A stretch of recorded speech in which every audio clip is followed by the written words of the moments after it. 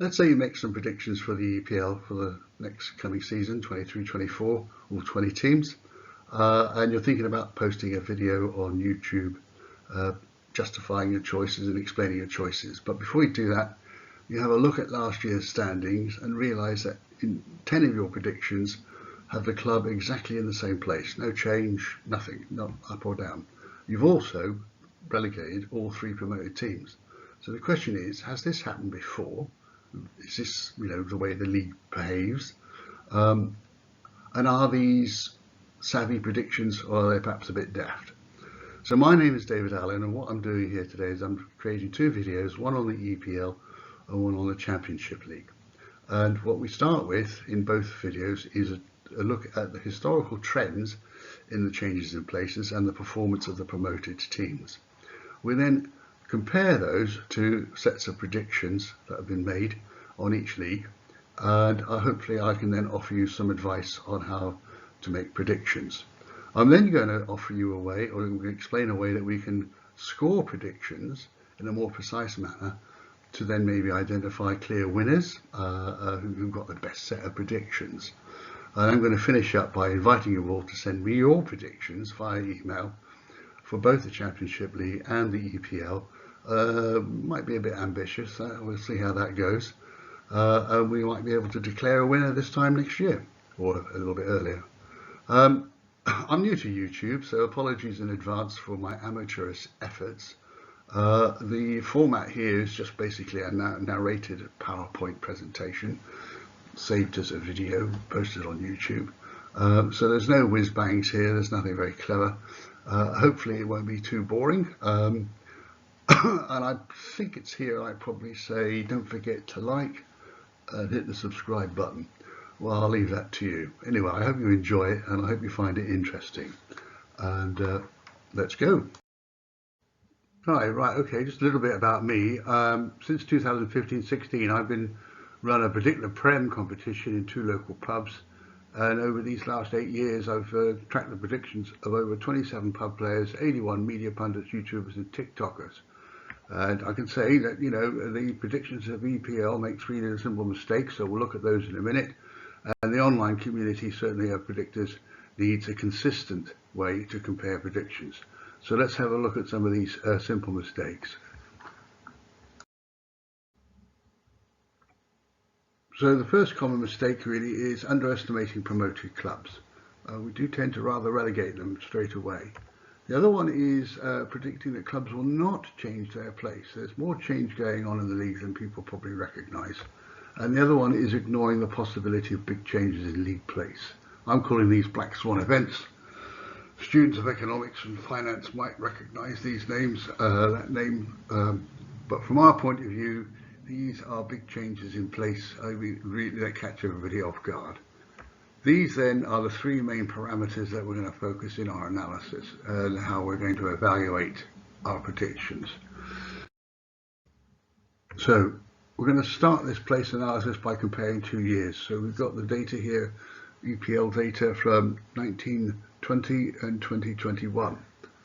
And they're listed, the clubs are listed first in the incumbent club order. So these are the clubs that did not get relegated, that were not relegated to the previous season.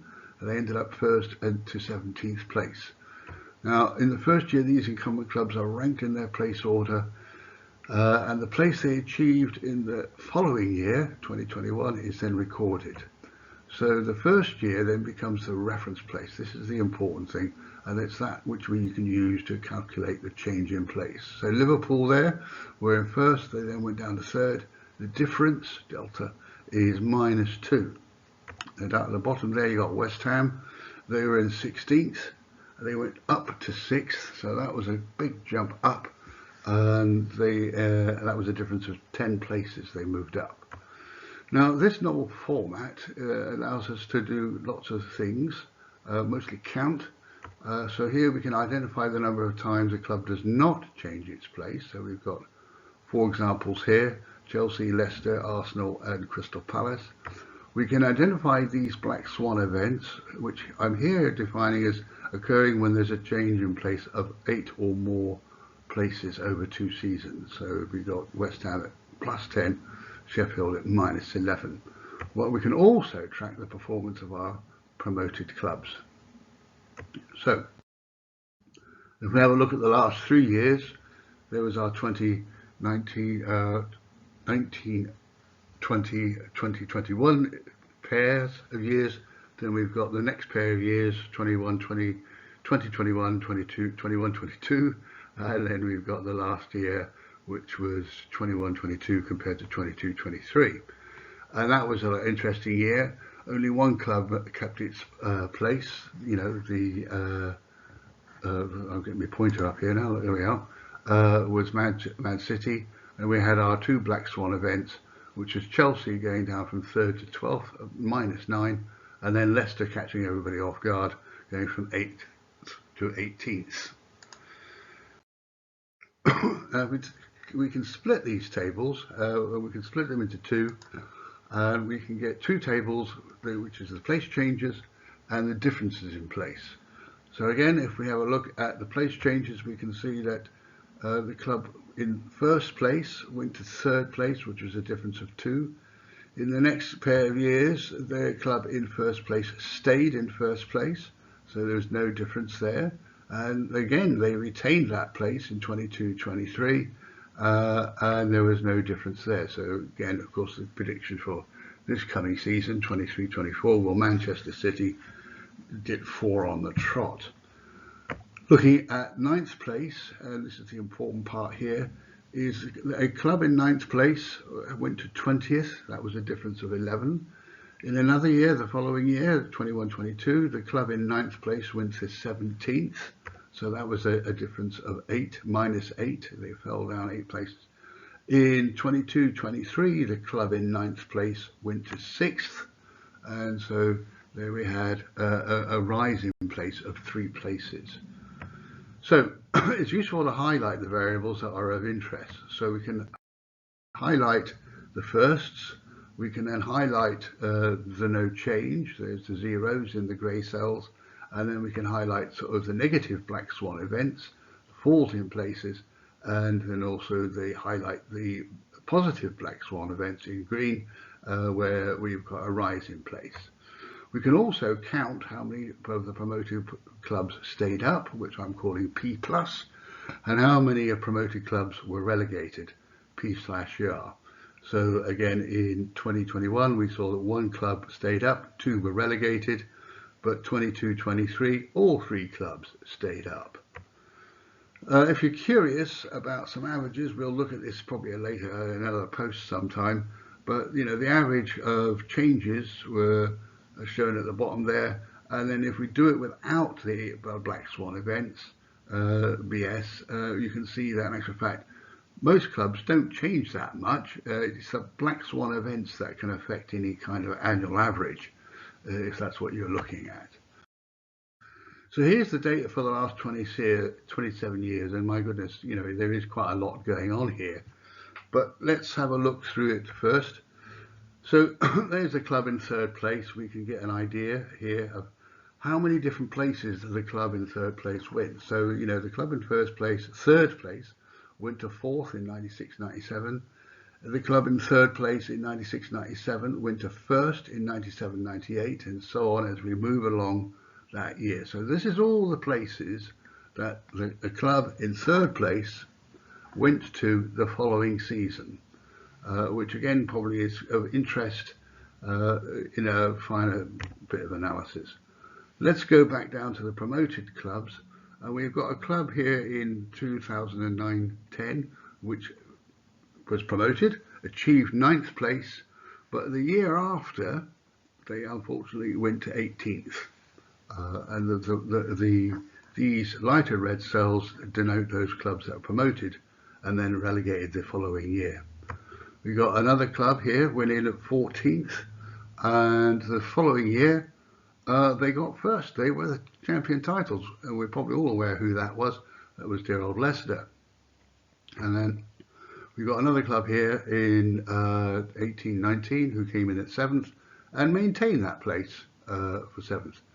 If you're curious, we could also map out the progress of a club that's managed to stay in the Prem for the last 27 years. There's only 5 clubs that have done that, and you can probably guess which club this is as we hit the 17th place in 22-23, which of course was Everton. And that was probably, for the Everton fans, was, I think the technical term is, that was a squeaky bottom time. So what do we do with all this data? Well, the first thing is we can just count stuff. That's really what we're talking about. Counting stuff, so we can see here that the club in 5th place was relegated in 2001 and 2, so that's a count of 1. And we can go all the way down here for all the various places. And the first thing you'll notice is that no club in 4th place has ever been, from 1st to 4th, has never been relegated in the last 27 years of the EPL. But the clubs that are most likely to be relegated are found in the 17th position, which again is kind of no surprise. And you'll see here that the red cells, the light red cells, their count there is 10. So we've got 10 of these clubs, promoted clubs, who were then relegated in the following year. At the bottom there, you've got the number of clubs that were promoted and stayed up, 46, compared to those that were promoted and relegated, again 35. And you'll notice here, we'll come back to that later, is there are some years where all the clubs were relegated and then 4 years where they weren't relegated. So what else can we count? Well, we can count up how many times the titles are, and you can get a good sense here. There's no surprise. The club in 1st place has retained their title 9 times. The club in 2nd place has claimed the title on 10 occasions, and on 6 occasions the club in 3rd place claimed that title. But there's an awful lot going on here, so perhaps it's now time for what I like to call my splatter plot. I'm quite chuffed with this. And the good thing is, when you've highlighted the squares, you can sort of get patterns, and you can see if there's anything coming out, jumping out from the page from you, as it were. So not a surprise, historically the EPL champions have come from those clubs that were in 1st, 2nd or 3rd. In the previous season, the 2 exceptions were again in 15-16, that was Leicester, and then 16-17 with Chelsea getting its act together. Not surprisingly then also, most of the relegations come from the lower portions of the league table, with clubs in 17th looking particularly vulnerable. So let's have a closer look at these promoted clubs, because again, I just want to really emphasize the point that most predictors underestimate promoted clubs, and really this data confirms that they do better than people might have expected. I mean, the ratio is 46 clubs stayed up, 35 were relegated in the same year, so that's a ratio of 57 to 43%. And again, notice that in 97-98, all 3 clubs were relegated, but there were 4 occasions where all the clubs stayed up. And of course, the last one was last season, and everybody was sort of surprised about it. But in fact, it wasn't that much of a surprise, because it happened again it happened previous in 17-18. So let's have a word about those promoted clubs. And this is you're familiar with the fact that in the Champions League, the 2 top teams, 1st and 2nd, get automatic promotion to the EPL, and then there's a playoff between 3rd and 6th places, between the clubs between the 3rd and 6th. Let's have a look at this particular table. We've top right and left hand corner, we've got Leicester in 96-97. They achieved 9th place on their promotion, and they were 6th in the Championship League when they won the playoff. And so this is quite interesting, because certainly more of the clubs reaching 1st in the Championship, so we've got here 1st place clubs along the bottom, 18 of them got to the Championship, the EPL, 67%, on an average score of sort of 11. So basically what we're saying here is, yes, certainly the clubs that get automatic promotion tend to do better than those that are in the playoff. But it's probably worth pointing out that, over 48%, just under half of these clubs still get through. If you're curious, the little table at the left-hand, right-hand bottom there is just showing who has achieved the playoff, and 3rd place seems to get the most playoffs, and the most seem to stay up as well. Okay, so data see for yourself. Predicting clubs will not change their place. So this is now the differences in place. And as we look along, we can see here club number one, the top club, the zeros along here denote how many times that club has retained its title.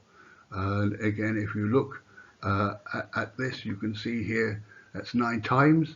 And that is the column here that counts up that total. So you'll notice immediately there's some interesting things going on.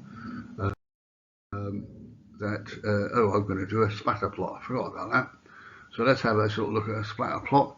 And here's the main point really, is that the amount of times clubs do not change place is actually quite rare. 48 out of 459 opportunities to change place. So that's 17 clubs over 27 years. So that's basically just only 10% of times do clubs actually maintain their place. Some curious things going on here. A club in 12th place and 17th place has always changed place. There's been no club retain that position over the last 27 years. So I can't explain that, but there we are. And if we look at the last, if we look at it by batches, we can see that most of the no changes seem to be occurring in the positions 1st to 6th. Pardon me, and then 7th to 11th, and then finally that last batch, 12 to 16. So again, this isn't any surprise, I suppose, when you've actually stopped to think about it. There's the top 6 are battling amongst themselves and keeping very much the top 6 as sort of a family affair.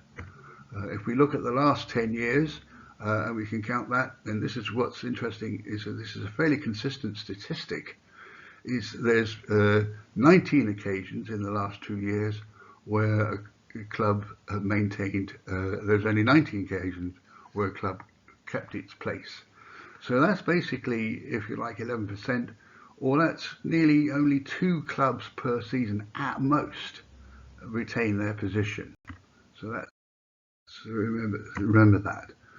So again, remembering big changes in league places. So we're back to our difference table, but this time we're focusing on our red and green squares. So the red squares are falls in places, big falls in places.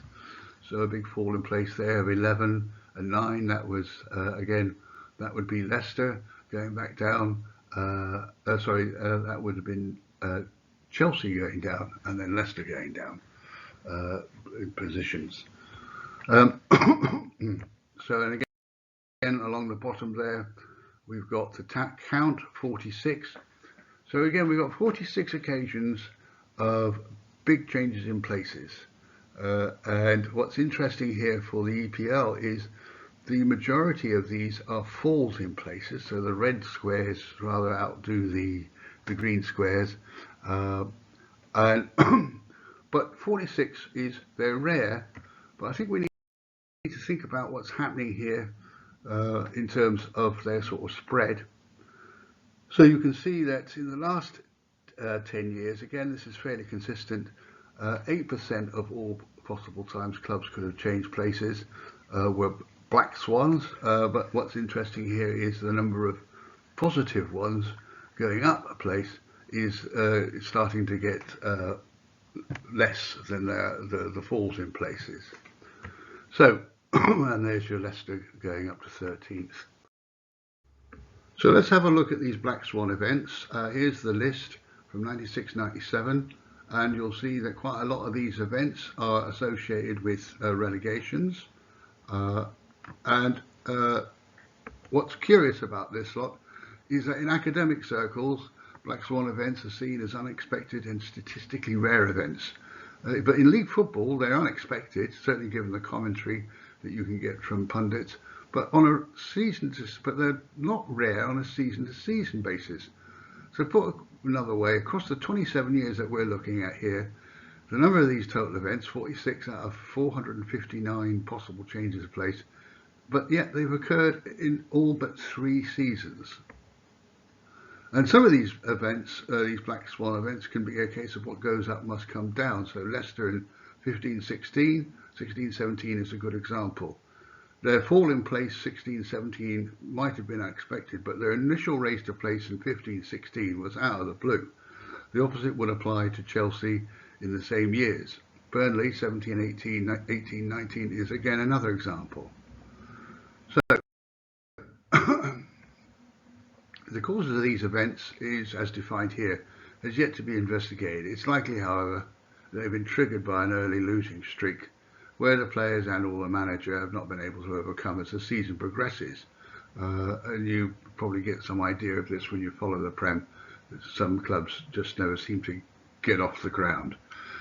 So Black-Swan events, as it happens, are also seen in the Championship League, which we talk about on the other video. 39 over the same period, where the criteria here is plus or minus 13 places. What's interesting is the ratio between going up and going down is 50-50 in the Championship League, compared to the EPL's of 30% up and 70% down. I've also had a look at the Bundesliga, and they've had 41 Black-Swan events using a plus or minus of 8, like the EPL, since 1999-2000. And again, the changes in place, the negative changes in place, outnumber the positive changes in place, 17 versus 24. Of course, the difficulty is here to what extent you have seen these before. Well, again, we can think about this in terms of our definition, which means, given the definition and the changes involved, these Black-Swan events can only happen to incumbent clubs, for a start, that were in specific places in the last season. So let's have a look at last season, and there we are. There's Man City at top, all the way down to Everton, hanging in there at 17th.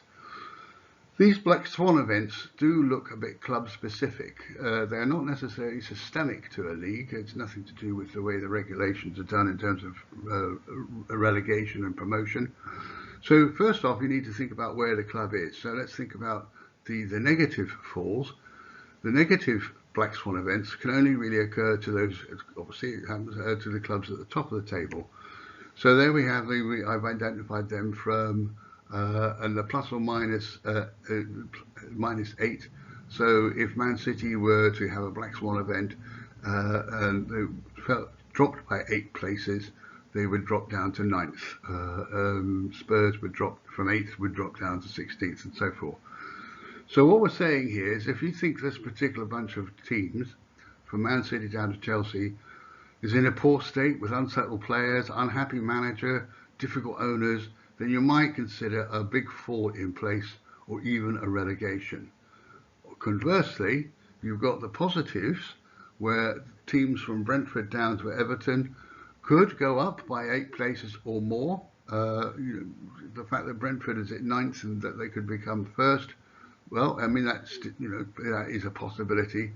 So really what you're asking yourself here is to look at those particular teams: Brentford, Fulham, Crystal Palace, Chelsea, Wolves, West Ham, Bournemouth, Nottingham Forest, Everton, and ask yourself, are they in a good shape with good players, all working well as a team, supportive owners? Then you might want to consider a big change in place to the top of the table. And this is what's interesting here, because of course we've got Brentford, Fulham, Crystal Palace and Chelsea could go either way, up or down, which makes it kind of interesting. So, I've forgotten what comes next. Oh yes, how do these predictions of the pub players and the media pundits and the YouTubers compare to the data?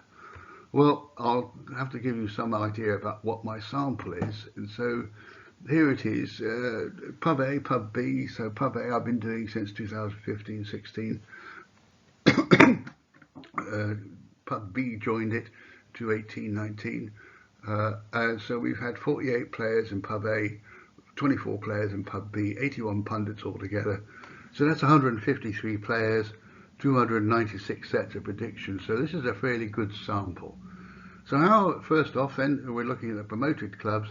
How have these predictors, these Prem predictors, treated or thought about the promoted clubs? So here's the record. So in 15-16, 2 clubs stayed up. 16-17, only 1 club. 17-18, all clubs stayed up. And again, 22-23, all clubs stayed up.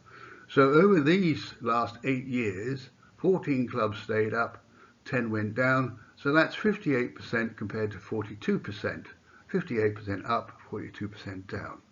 So what did our predictors say? Well, the average here is actually the other way around. And this is what's quite curious, is predictors are more likely to relegate promoted clubs when reality is the other way around. So you might want to bear that in mind. And in terms of no change in Black-Swan events, well, this was a bit of a tricky one to try and work out how to present this, but here's the proportion of changes in place in the EPL since 2015. So 11% of the times the club didn't change its place, 5% of the times the club went up 2 places, 7% of the time the club went down 2 places. So that's the general kind of spread, the distribution of the changes of place over these 8 years. We can overlay onto this then what's happening with our predictors. And there we are. And you can see immediately that, in a way, the predictors are pretty much out of step with what's actually going on in the league. So we have here 19% of predictions were for a no change in place, which compares to 11% in reality. So again, players are being a bit cautious. And if we do some drop down lines, we can get a sort of visual on this. And you can see here that what's actually happening is predictions overestimate no change and small changes in place. i.e., we don't want to move these clubs too much. If Arsenal are in 5th, they'll probably go to 4th or something like that.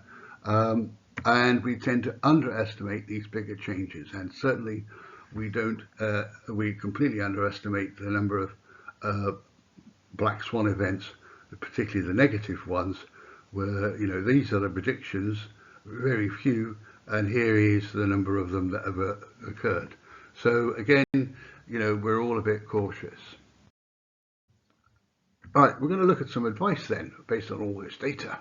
And I think the best way to tackle this is by moving from less uncertainty historically to moving to greater uncertainty.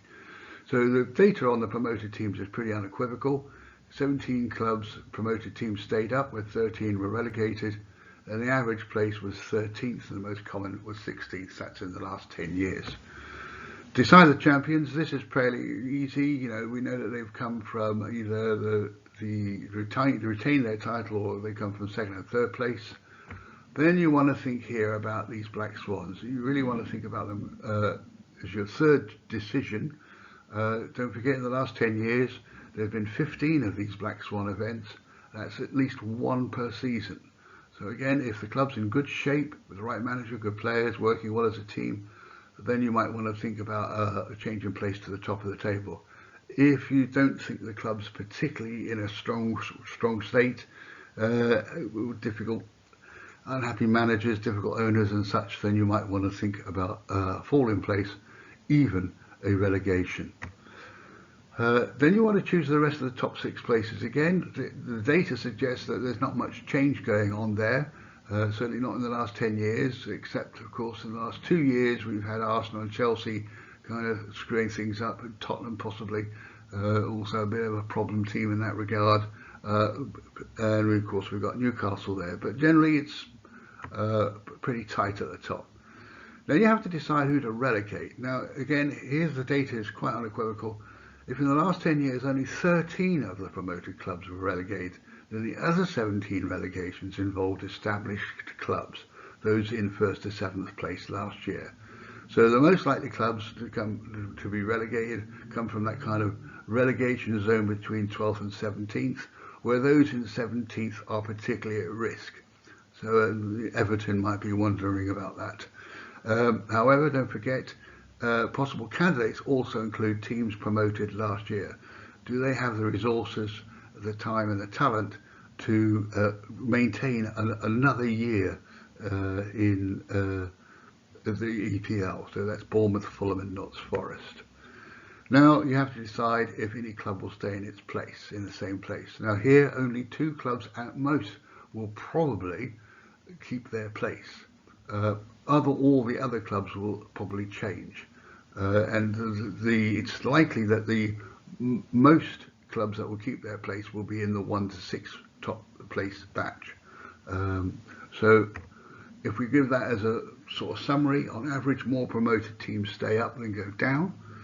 Champions come from first, second and third. Black-Swan events happen every year. Top 6 clubs do not change places by much. Most relegations involved established clubs. Very few clubs retain their previous league place. So, some other advice then. Let's have a look at the place changes over the last 10 years. And this is a little table that I've made, rather chuffed with it, to be honest. And all it is simply a count of all of each place associated with a reference place over the last 10 years.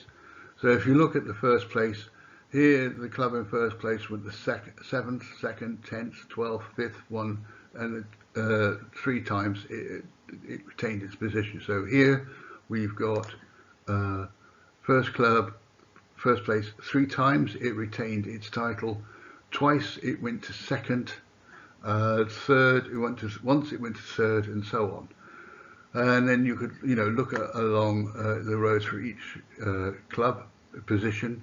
So we can see that the club in 7th place once got to second, 2 times it managed to get to 4th, 1 occasion it got to 6th, and only on 1 occasion, that's what these green diagonals are about, is it stayed in that position. Then on another occasion it went down to 8th, 11th, 13th, 14th and 15th. And so this side of the diagonal is a fall in place, this side is a raise in place. We can then also look a rise in place. We could look at the columns from top to bottom, and it tells you where clubs have come from. So third place is quite interesting because you've got a lot of different places that clubs come from, but they're all within the top 6, which is a sort of remarkable event in itself. 2 times the club in 6th place went to 3rd. 2 times the club in 5th place went to 3rd. 4 times the club in 4th place went to 3rd, 4 times, and only once did the club in 3rd place actually retain its place. That's once in the last 10 years. Now here's the interesting bit. If we were to put in our clubs that came from the position of the clubs last year, 22-23, so Man City champions, Arsenal, Man United, that you could really ask yourself, will history repeat itself?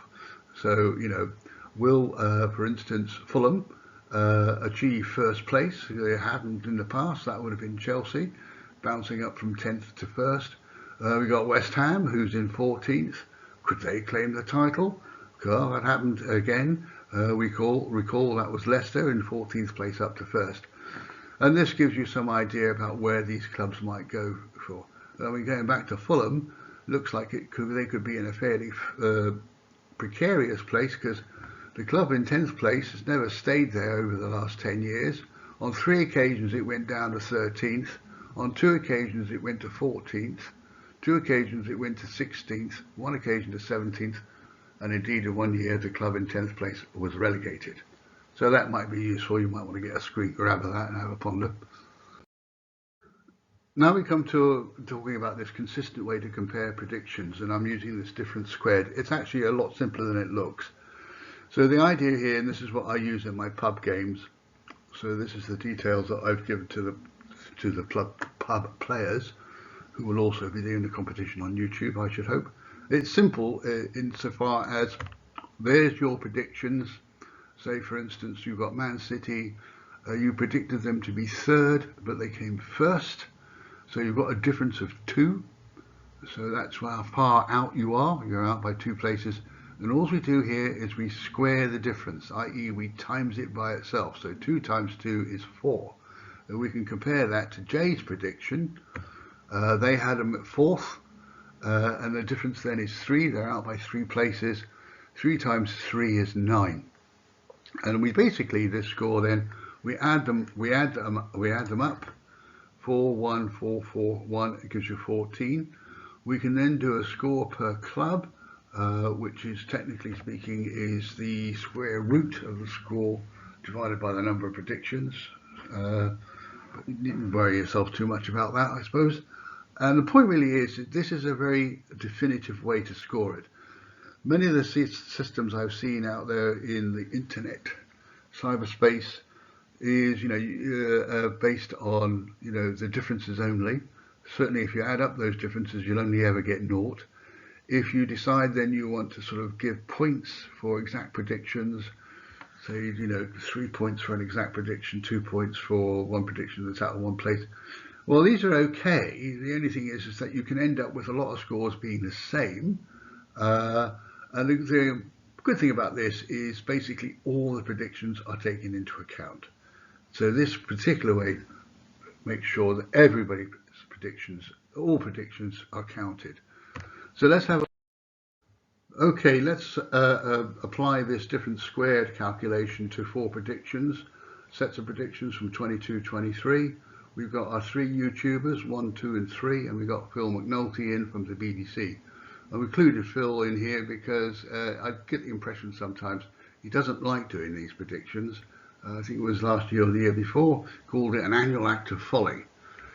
Let's remind ourselves of some of the main salient features from last season. Man City were the only club to retain their place of the 17 incumbents. Chelsea was a Black-Swan event. Leicester was a Black-Swan event. Big changes in place there that caught everybody by surprise. And we then had Fulham, Bournemouth and Notts Forest as promoted clubs actually staying up. So let's have a look at the predictions here. We'll use one for Man United. They were third. Predictor number 1, YouTube number 1, had 6th. So they are out by -3. -3 times -3 is 9. In terms of Chelsea, they had them at 4th. They came in at 12th. So that's a difference of 8. 8 times 8 is 64. So we can add all those scores up for each individual club, and we get to the total 356. And then for the other clubs, predictors 486, 568, and 458. Now these scores are really quite precise and they're good. They only make sense though in terms of relativity, i.e. 356 is certainly less than 458. And that's where the score per club can come in, because it gives you a kind of good idea of how far out on average these predictions were. So YouTube number 1, he was, or he or she, I can't remember which, they were out by just over 4 places. YouTube number 2, they were out by nearly 5 places. YouTuber number 3 was out by over 5 places, and Phil McNulty was out by just under 5 places.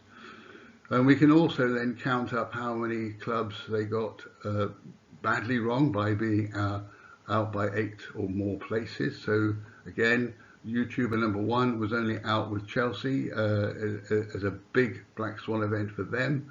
YouTuber 2 had 3 missed predictions, if you like: Fulham, Chelsea and Leicester.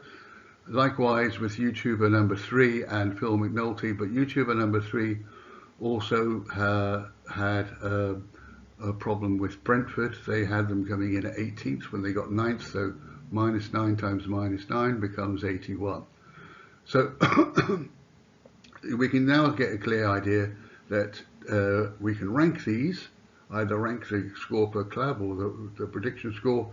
And YouTuber number 1 was first. Well done, mate. Person. And this was a rank out of 71 predictions that I tracked last year. So they were first. YouTuber 2 was 35th. YouTuber 3 was 53rd, and dear old Phil McNulty was 27th. Here we might be just worth having a look at evaluating these predictions in terms of the historical kind of averages. So there are the actual places that these clubs, the incumbent clubs, were in last season. So Manchester City was first, they retained their title. Arsenal was 5th, they went to 2nd, and so forth. And you see here, in terms of what we're interested in terms of promotion and stayed up, promoted and stayed up, and promoted and or relegated, well, most people had 1 staying up and 2 going down of these promoted clubs. 1 to 2, 1 to 2, 1 to 2. Phil McNulty, however, had all 3 clubs going down, and it's worth reminding you that the last time this happened was in 97-98. So again, it gives some slack to the promoted clubs. The other interesting thing then is the changes. Phil McNulty had 5 of the 17 incumbent clubs retaining their place. YouTuber number 3 had 10 of the 17 incumbent clubs retaining their place. YouTuber number 2 had 4, and YouTuber number 1 had 6. So again, you know, there's the same problems were happening. Hopefully they watch this video, they might change their predictions for the forthcoming year. But again, well done, YouTuber number 1. Right then, let's invite you to do a competition for YouTube. It's open to everybody, not just content providers. And all you need to do is send me your predictions to predicttheprem23@gmail.com. predicttheprem23@gmail.com.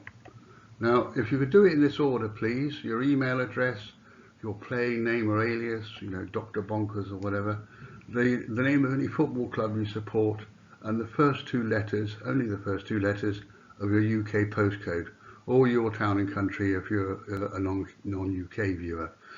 And if I could I please have your predictions in alphabetical order? This just makes it easier for me to bang them all into a spreadsheet. And I'll see if I can put this list in the comment section for you to copy and paste. Why do I want your email address? Well, I just use it to send updates if I don't use YouTube. And as far as your name of the football club you support and the town that you're from, this is just so I can do some analysis based on location and stuff like that, just for a bit of fun.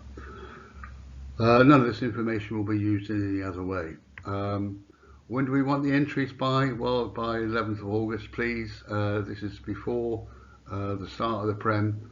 I don't want them after, because people might feel that late entries have benefited from late transfer news.